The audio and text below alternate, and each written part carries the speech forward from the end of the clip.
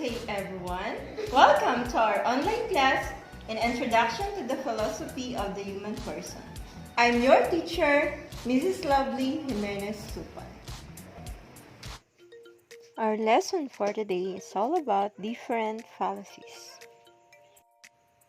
The most essential learning competency for this session is realize that the methods of philosophy lead to wisdom and truth. And the specific objective are identify and give examples of different fallacies and evaluate truth from opinions in different situations using the methods of philosophizing. Now, let us analyze the statement written in this picture. Tigers and lions are ruthless killers. House cats must also be ruthless killers. Do you think the statements tell us the truth? Why or why not? You have just learned that it is not enough to acquire knowledge, but you should analyze if that knowledge you have acquired is truthful or not. Philosophizing involves the gift of speech and the gift of intelligence that enable us to reason out and detect the falsity or truthfulness of a statement. So, then, what is fallacy? A fallacy is a mistaken belief, especially one based on unsound argument. It is a faulty reasoning, misleading, or unsound argument according to Oxford Dictionary. Unconsciously, we are guilty of these fallacies in our daily interaction with people, including our families and friends. Even television commercials intentionally employ some faulty reasoning to convince their target market to purchase their products. Lawyers outwit each other by employing some fallacies to defend their clients. Here, we're going to study some of these fallacies which we believe you need to be aware of. Abella, in his book Introduction to the Philosophy of the Human Person, laid down some of these fallacies. First on the list is argumentum ad hominem. Ad hominem came from Latin word homo, which means man. This fallacy literally means hitting the person below the belt instead of focusing on the issue at hand. Unfortunately, political battles in the media often boil down to ad hominem attacks instead of thoughtful debates. Let us take a look in these examples given. You can't run for a president if you're wearing such kind of dress. How can we believe him when he talks about social distancing? He's a lawyer, he is a liar. A politician arguing that his opponent cannot possibly be a good choice for women because he has a religious conviction that causes him to be pro-life. A lawyer who argues that his client should not be held responsible for theft because he is poor. We have noticed that all of this statement shows personal attack on the person. In this example, the statement that attack the person is by saying you're not even smart enough to run a business. Next is argumentum ad baculum, appeal to force. Baculum is a Latin word which means scepter or stick. A scepter is a symbol of authority. Normally, it is the Pope who carries it in his hands. This is committed when a person uses threat or force to advance an argument. Example, TV Patrol is the best news program on TV. If you don't believe me, I won't let you watch the TV. It's bedtime. Give me any such about it and you'll get a spanking. The police officer threatened to arrest the suspect if he didn't comply with his demands. A company CEO announced that all employees who would not work on Saturday would be fired. As what you have noticed, all the statement here uses force to bring about the acceptance of the conclusion. The third one is argumentum ad misericordiam, appeal to pity. Misericordiam came from Latin word misericordia, which means pity or compassion. A person uses emotion such as pity to convince someone. Example, forgive me, officer. There are a lot of boarders in this apartment, including myself. Only the owner was issued a quarantine pass. We don't have food. We can't give our ATM to the owner. That's why I went out, so I did not violate the Bayanihan Act Hill as one. Next, a candidate for a minor country office in rural town once declared, I have 6 reasons for your voting for me for the job. Annie, Bobby, Charlie, Danny, Esther, and Frankie. My 6 kids who need financial support. Now, take a look at this picture. What do you think is the statement that should appeal to pity? Yes, you're right. How can you convict this man of murdering his mother? He's an orphan. By saying that his client is an orphan, he is appealing to the emotion of the judge not to convict his client. Number 4 is argumentum ad populum. Appeal to people, bandwagon fallacy. Populum is the Latin word for people. Most of TV commercials are guilty of this argument, which exploit people's vanity, desires, etc. Examples: everyone drives over the speed limit, so it should not be against the law. Extended warranties are very popular purchased by the consumer, so extended warranty must be good for the consumer. I'm sure you want to have an iPhone. Almost 80% of your schoolmates are using it. Remember, class, that it doesn't mean that everybody is doing it. You should do it also. Remember, this is only a fallacy, which means appeal to people. Okay? Next is number 5. Argumentum ad tradition or appeal to tradition. Traditio from Latin word means tradition, advancing an idea since it has been practiced for a long time. Example, in our family we've always been smoker, therefore I must smoke too. All of us in the family from our ancestors up to now are devout Catholics, so it is only right that you will be baptized as a Catholic. Remember, class, that the tradition of your family might not be applicable to you. So, always try to examine all of these fallacies. Number 6, argumentum and ignorantium. Appeal to ignorance. Ignorantium, a Latin word for ignorance. Whatever has been proven false must be true and vice versa. For example, you cannot prove that God does not exist, therefore God exists. If someone is guilty, they always try to deny their guilt. This man has never said that he is not guilty, and therefore he must be innocent. No one has ever proven that UFOs haven't visited Earth yet, so I believe that they have. You can prove that you are innocent, therefore you are guilty to me. Next, number 7, begging the question, or petitio principii. According to Merriam-Webster's dictionary, it is a fallacy in which a conclusion is taken for granted in the premises, also called circular argument. For example, no one is permitted to use the gymnasium on weekends since people are permitted to use the gymnasium only on weekdays. Next, the reason I keep insisting that there was a relationship between Iraq and Saddam and Al-Qaeda is because there was a relationship between Iraq and Al-Qaeda. Begging the question is similar to using a circular argument that does not address the original question, wherein, in this example, instead of answering directly the question, he gave the statement which does not answer the question. Number 8 is hasty generalization. This fallacy is committed when one reaches a generalization based on insufficient evidence.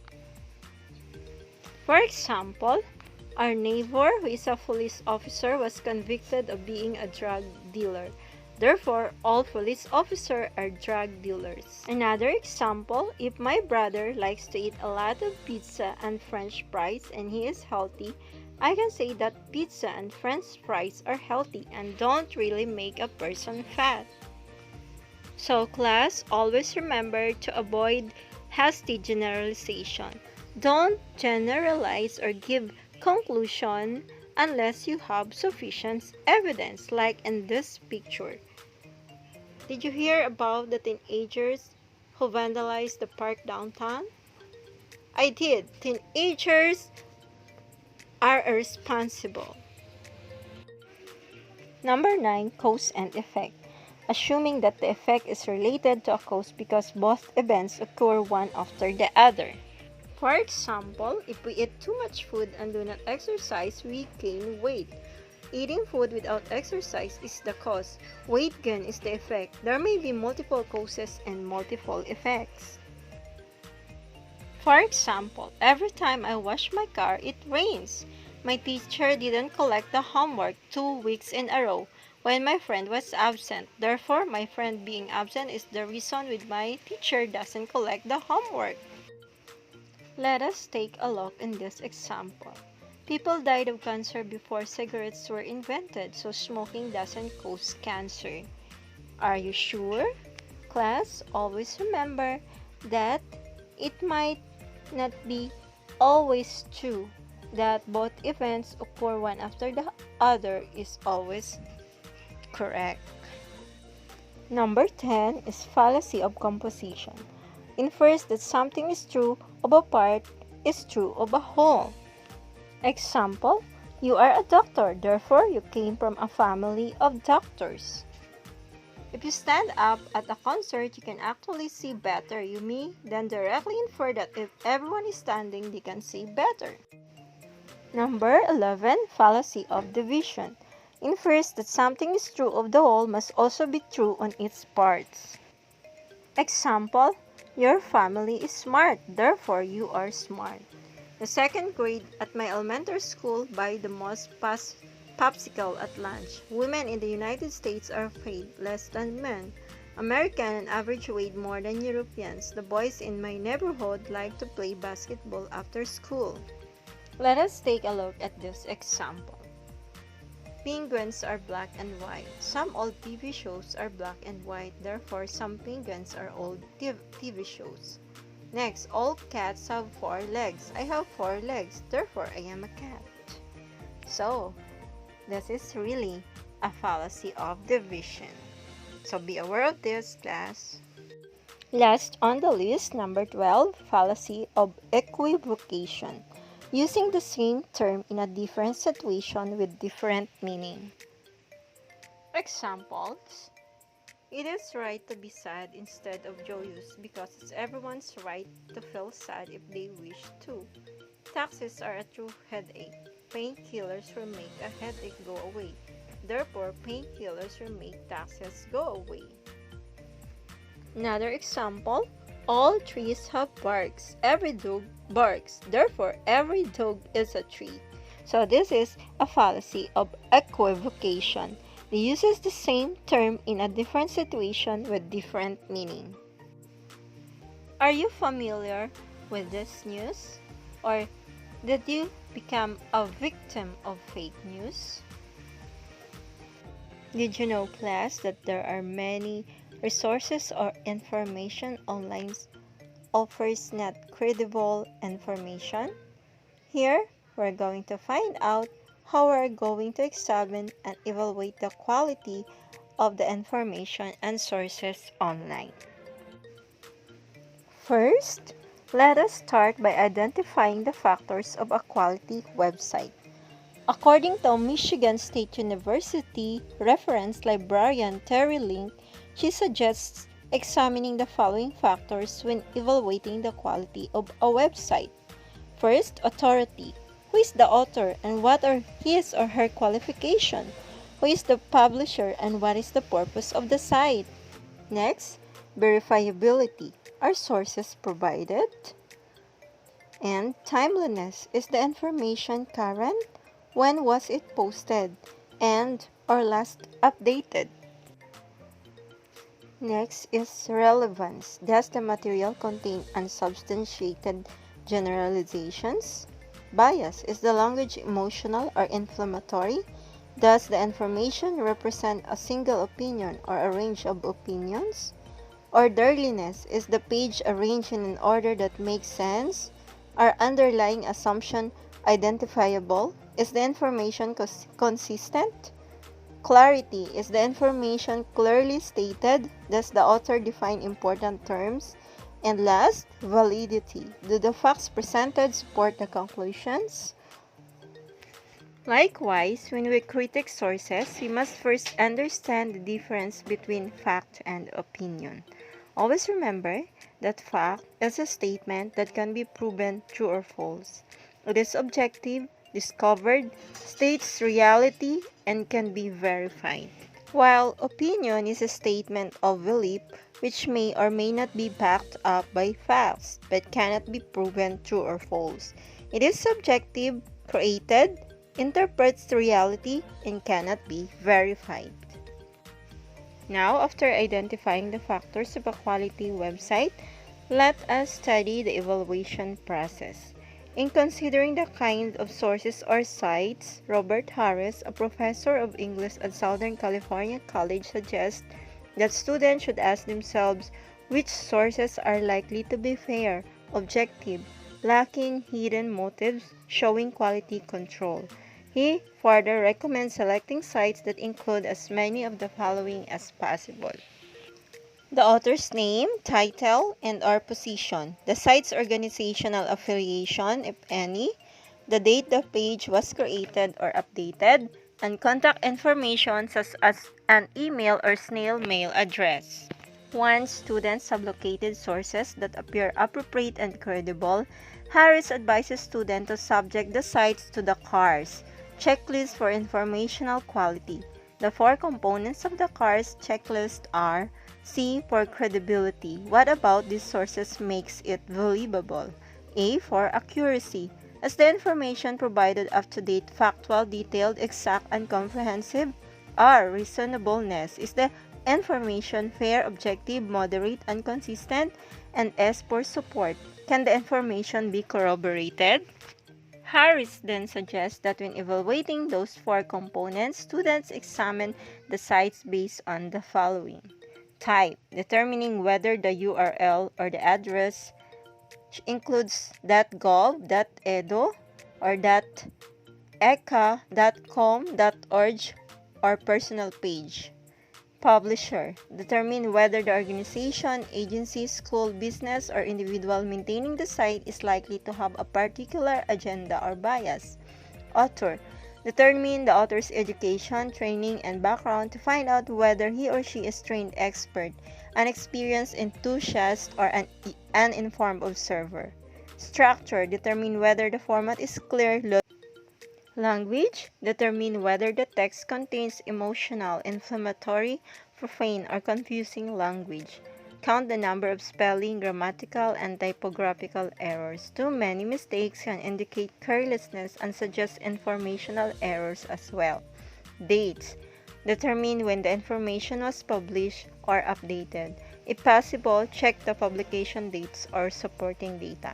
Graphics, determine whether images and animations take up a disproportionate amount of space in relation to their informational value. And links, determine whether the site's bibliography or links contain both supportive and contradictory information. Now, for your activity, to test whether you have learned in our lesson, you're going to answer this activity, fact versus opinion. You're going to analyze the following statement. You're going to write F if it is fact and O if it is opinion. Keep in mind while answering this. Remember, fact is subjective, can be discovered, states reality, and can be verified. While it is opinion if it is subjective, created, interprets reality, and cannot be verified. Hope it helped. Another activity is I believe. You're going to analyze the following pictures. You're going to write believe if the picture followed CARS, credibility, accuracy, reasonableness, and supported, and write not if it did not follow CARS according to Robert Harris. Afterwards, explain your answer. I will read the first picture for you.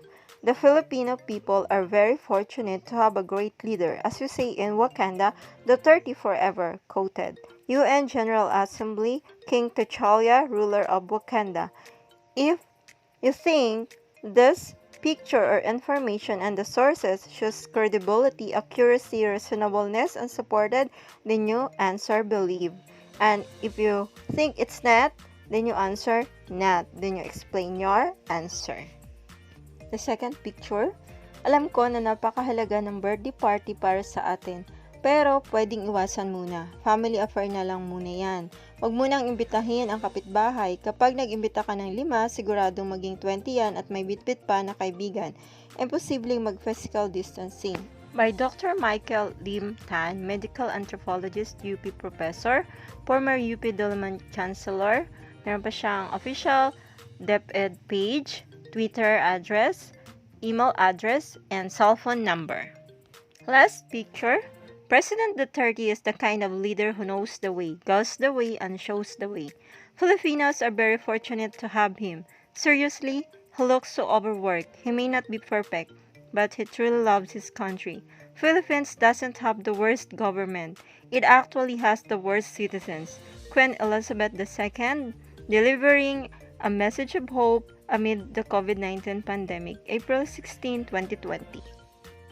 The last activity is important points to ponder. You're going to complete the statement. I learned the truth is, I feel the truth is important because I commit to uphold the truth by. Please always bear this in your mind from the book of Proverbs 2 verse 9. Then you will understand what is right and just and fair, every good path. Again, thank you and God bless us all. Have fun learning all the time.